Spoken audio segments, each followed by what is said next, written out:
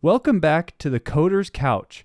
I'm excited for this episode because it's another critique paper for my research class, which I know might not be what some of you would consider the most thrilling episode to listen to, but for me, it's one step closer to the end of the fall semester. After this, I think I'm down to maybe 5 assignments remaining, so I'm going to jump right in because I talk too much as it is, and I need to keep this critique under 20 minutes. Cue the intro.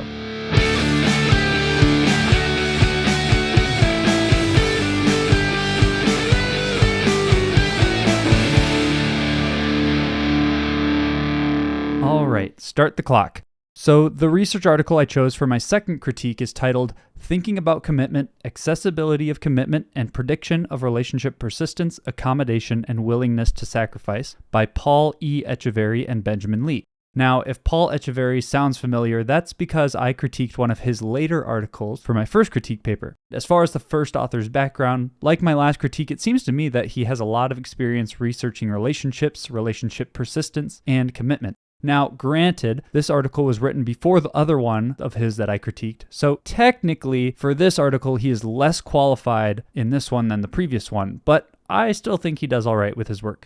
Now, the main point of this article is to extend the current research by building on the construct of relationship commitment and examine how it is influenced by maintenance behaviors, which we'll get into those later. So Etcheverry and Lee also suggest that recognizing commitment's influence on relationship persistence can guide couples, and I would add couples therapists, toward how to establish and uphold relationship-maintaining behaviors that predict relationship longevity. Now, the samples of these studies are similar to those in the other article. In study 1, it was 212 undergraduates, which breaks down to 88 males, 124 females, quote, enrolled in introductory psychology courses at a large Midwestern university, end quote, for which participation in the study fulfilled the course requirement. Now, the population was 85% Caucasian, and the rest were Asian American, African American, Hispanic or Latino, and other, all with single-digit percentages. The average age was 19 years old. Given Paul's association with Purdue University that he lists at the top of the article, my guess is that this is Purdue, but I can't be for sure. For study 2, the sample was 321 undergraduates, which breaks down to 183 females and 132 males, and then 6 who did not indicate gender, according to the article. And they were also enrolled in introductory psychology courses at a large Midwestern university. For them, as well, participation in the study fulfilled the course requirement. So this study 2, the population was 87% Caucasian, and the rest were Asian American, African American, Hispanic or Latino, and other. And also in this study, the average age was 19 years old. Now, the general design of the study. Participants were seated at a computer and then shown a sentence stem for 3.5 seconds before a completion word appeared, and then participants had to indicate whether the whole sentence described them by pressing A for true or L for false on the keyboard. The sentence stems and the completion words were based on the commitment subscale of the investment model scale. As an example, the participant would be shown something like, imagining myself with my partner in the distant future is, then there'd be a pause, and then hard would pop in. So imagining myself with my partner in the distant future is hard. For this study, participants were asked to answer as quickly and as accurately as possible without sacrificing one for the other. Participant response time was then recorded from when the completion word appeared to when they pressed a key to answer the prompt. And after they answered the prompt, then the next one would appear, and then they'd continue. So this was happening one full sentence at a time. 7 months after this initial testing, participants who provided contact information were sent a questionnaire to indicate whether they were still dating the same person as at time 1. If they were not, then there was a question about who was responsible for the breakup on the following scale. I was responsible for the breakup. Both my partner and I were responsible for the breakup, but mostly me. Both my partner and I were responsible for the breakup, but mostly my partner. And my partner was responsible for the breakup. Now, as far as the scale goes, I noticed that there's no purely middle-of-the-road answer for both my partner and I were equally responsible for the breakup, and I'm curious how that might have affected responses. So we'll add that to the questions I'm left with section. Now, for study 2, the design was similar, but there were a couple small changes. Participants were given a 10-question, quote-unquote, practice test that had nothing to do with relationships or commitment to familiarize themselves with the experiment procedure. In addition to this, participants were given the option to take small breaks between answering each question to avoid any kind of fatigue. Participants were required to hit the spacebar after answering a prompt to display the next prompt. This was useful for ensuring that participants taking a drink of water or stretching wasn't confused with just a long response time to the question that was being asked. Participants were asked the same set of relationship questions as the participants in Study 1, but then there were also some additional sets of questions dealing with accommodation and willingness to sacrifice. So those are the two of the relationship maintenance behaviors I mentioned earlier. The first additional set of questions had to do with accommodation, which is one partner's response to the destructive behaviors of the other partner. Responses can be measured along two dimensions of active versus passive, and then constructive versus destructive. So active constructive is called voice, meaning I'm going to talk to my partner about their behavior and try to work it out. Passive constructive is called loyalty, or I'm going to overlook their hurtful behavior because I want to be with them. Passive destructive is called neglect, represented by a statement like, I'm going to ignore their hurtful behavior and just hope things get better. And then active destructive is called exit, or I'm leaving my partner because I won't tolerate this behavior. So questions about accommodation were answered on a scale of 1 to 9, with 1 being I never do this, and 9 being I constantly do this. An example would be, when my partner is angry with me and ignores me for a while, I consider breaking up. That would be an example of an exit type accommodation response, and then participants would respond on that scale of 1 to 9. Questions about willingness to sacrifice were the next set of additional questions, and that could look like, I am willing to take on more responsibilities than my partner if it is important for our relationship. And then participants would answer on another scale of 1 to 9, this time 1 being do not agree at all, or 9 being agree completely. These question sets were given to the participants in differing orders, so some participants answered the accommodation questions before the willingness to sacrifice questions, and then maybe before the accessibility of commitment questions as well. And that was just to make sure that one question set wouldn't influence the results of the next set. And so I feel like this was a pretty good measure to take, so I'm going to chalk that one up to the strengths of this study. And speaking of strengths, let's get into the critique itself, and we'll start with the strengths. So I just mentioned the counterbalancing of the questions, which I think is important, but could possibly be overlooked by some researchers, so I'm glad that they caught that.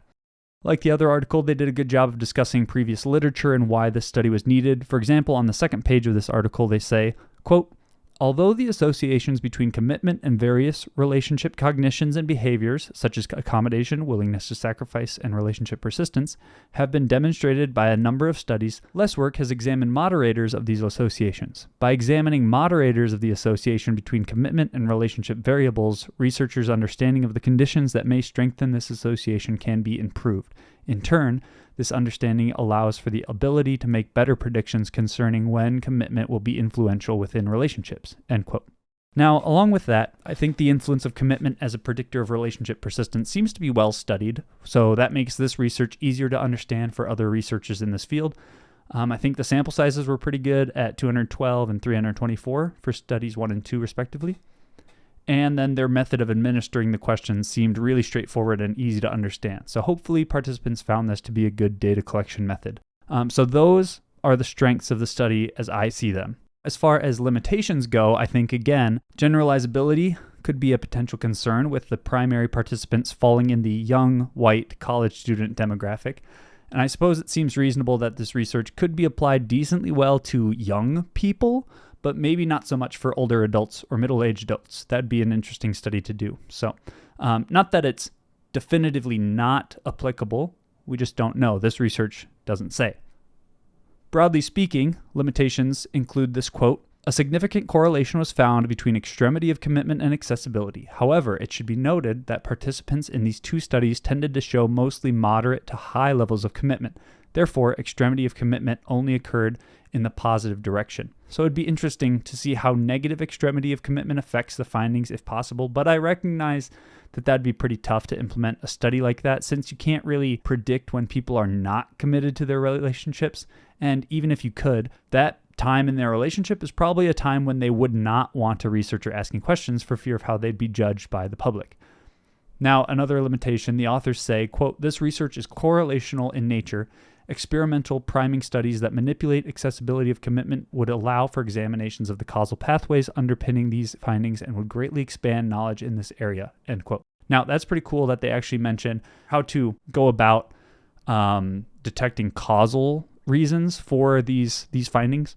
So that's pretty neat. Now, in both studies, there was a small amount of attrition, so I'm wondering if those responses would affect the overall results of the studies. So that's another limitation. Questions I was left with. Once again, generalizability. Now, I understand that Etcheverry is probably using a convenient sample with the university he works at, but the problem with using the convenient sample is that then you end up with some young punk like me criticizing your research on a podcast that nobody's heard of. Do better, Paul. Do better. Maybe try using an HBCU next time, see what happens. And then my other question was how having that, my partner and I were equally responsible for the breakup response option maybe would have affected their results. So I'm just curious there. Not sure how it would have swayed anything. Probably not significantly, but curious. Clarity of the story. I think it was very clear, except when they started talking about interaction terms in their results section, because I have no idea what that was, so I had to ask my professor. And then I had to keep reminding myself what accessibility of commitment meant, which was a large part of the study, but I think it makes more sense to explain what that means with the hypotheses. Now, for the hypotheses. All right, hypothesis 1. These guys had a lot of them. Hypothesis 1, commitment would be significantly associated with relationship persistence, and the results of study 1 support that. Hypothesis 2, accessibility of commitment would moderate the relationship between commitment and relationship persistence, supported by the results of study 1. All right, so back to the accessibility piece. Accessibility of commitment is how quickly a person can access their feelings of commitment for the relationship, with the idea being that the more accessible those feelings are, then the more committed to the relationship you are because you feel this way often, so the feelings are readily available. And so that's why response times were measured as participants were answering the questions. The faster you answer the question, that must mean that these feelings are more accessible, which means you likely feel more committed to the relationship than someone for whom these feelings are relatively more difficult to access. All right, moving on to hypothesis 3, hippopotamus 3. Accommodation would be correlated with commitment, supported by study 2, both positively and significantly. Hypothesis 4, commitment would be positively associated with willingness to sacrifice for the relationship, and study 2 found that this also was positively and significantly associated. Hypothesis 5, accessibility of commitment would moderate the relationship between commitment and accommodative behavior, supported by study 2, and hypothesis 6, accessibility of commitment would moderate the relationship between commitment and willingness to sacrifice, supported by study 2. So all of their hypotheses were supported by the results of the study. And I guess some might say that a study where everything goes right is boring or suspicious, and maybe that's the case, but I don't have time to discuss that right now, so let's keep going. All right, wrapping up here, my conclusions and the implications. So to summarize, accessibility of commitment and commitment in general is closely and positively associated with willingness to sacrifice and accommodative behavior, and that accessibility of commitment moderates the relationship between commitment and willingness to sacrifice. All right, I said moderating quite a bit. So crash course on variable moderation. In this case, let's say that commitment is related to willingness to sacrifice. Then the strength of this relationship is dependent on how accessible those feelings of commitment are. For example, if your feelings of commitment are more accessible, then maybe there's a strong connection between the commitment you feel and your willingness to sacrifice for your partner. However, if those feelings are less accessible, then maybe you're still willing to sacrifice for your partner because of your commitment, but the connection there is much weaker. So that's moderation in a nutshell. The strength of a connection between two variables depends on the effect of another variable. To summarize my thoughts, I think this research is pretty useful and it makes sense, but I just question some of the generalizability of it. I think it would make sense that you can generalize the research to a broader population, but that's not guaranteed with the results of this research. All right, implications of this article on research. So research, such as this, I think serves as a good example for what correlational research can look like. Granted, this article is old, it's from 2005, so whatever implications can take effect have likely already taken effect, but I think it's still true. And this serves as an example for maximizing external validity in research. And again, that is how applicable the findings are to populations other than the sample population. Now, implications of this article on the broader community. So I mentioned this before, but I think recognizing the role that commitment and accessibility of that commitment can play on a relationship is a tool that that can be used by couples and therapists alike. For example, we now know that if we find a high level of commitment in a relationship, then we can also expect to find high levels of accommodative behavior and willingness to sacrifice, both of which help maintain the relationship. So that means, I think, that people in relationships should probably spend some time thinking about their commitment.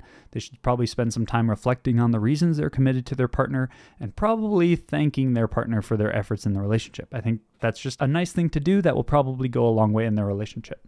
Only a few questions left. So consider your own positionality on the topic of interest. Did you consider any biases that you may have while reading this article? Could that affect your interpretation of the article? Why or why not? Well, all right, absolutely. I think being in a committed marriage myself, I think I have a bias toward enhancing and increasing my commitment to my wife. And so I feel quite positively about the results of this research. And it makes me want to find more ways to use these results in my future practice, as well as in my marriage. Now, if I had a negative view of relationship commitment, then I'm not sure how much I can argue with the research results. I suppose maybe I'd probably be coming up with alternative reasons as to why these findings occurred, which I suppose maybe could lead to some other interesting research. So maybe the world is missing out on some great research just because I'm committed to my wife. Food for very brief thought. So how does the article apply to your final project? Well, since my final research proposal will be about predictors of relationship persistence, I think that this research is pretty relevant. I think it'll inform my design of my research project, for which I only have to write a proposal. I don't actually have to conduct the research. It will inform the questions that I aim to ask and the population that I'll survey. Now, provide at least one way you could integrate this paper into the final paper to justify your proposed study. Well, I realize it'd probably be helpful to read a study about the benefits of marrying your partner over choosing not to marry your partner. If my final proposal is about what factors predict which couples get married, then I'd maybe want to point out why marriage is significant in the first place. Now, I imagine there's probably a study somewhere that suggests that couples that get married have some kind of advantage or experience some kind of benefit over those who simply cohabitate or co-parent. Something like that. I should probably look for that. That would probably be a good end result of my research. Now, finally, how might you integrate this paper with the paper you chose for critique paper 1? Well, I think that both papers highlight very similar findings about what factors may predict relationship persistence and commitment. So I think that what I'm really missing is why people might want to consider getting married and what benefits marriage holds. And then I can use both of these two articles in conjunction to point to, hey, marriage is a good thing. So you can use these behaviors and attitudes to be more confident that you're moving toward a healthy marriage. Or at least something like that, I think. All right, now I'm out of time. So hopefully this was relatively interesting to you listeners. A reference will be in the description. And for Dr. D, I'll provide a reference to the Dropbox online. Thanks for listening. Stay in school. Don't do drugs. Love you.